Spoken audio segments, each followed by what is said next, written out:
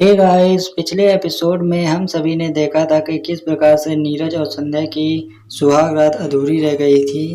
तो जब वह दादाजी के पास पहुंचेंगे तो दादाजी उनसे कहेंगे कि बेटा, मैं इस शादी से बहुत खुश हूँ, मगर हमारे जो पंडित जी हैं हम उनका बहुत ही सम्मान करते हैं और उन्होंने हमें बताया है कि यह शादी शुभ मुहूर्त पर नहीं हुई है और इसलिए तुम लोगों को 1 महीने तक अलग ही रहना पड़ेगा।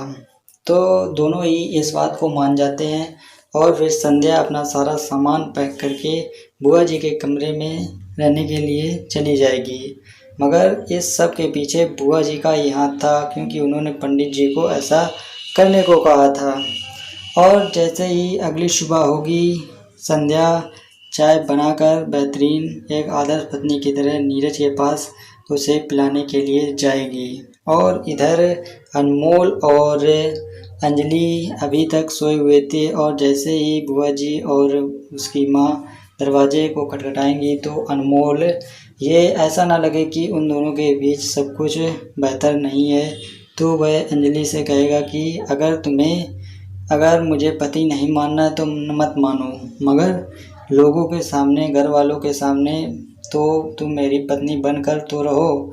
तो अंजलि इस शर्त को मानने के लिए तैयार तब होगी जब कहेगी कि तुम मेरी शर्तों को मानोगे, तुम मेरे कहने पर मैं जो कहूँगी वो तुम्हें करना पड़ेगा।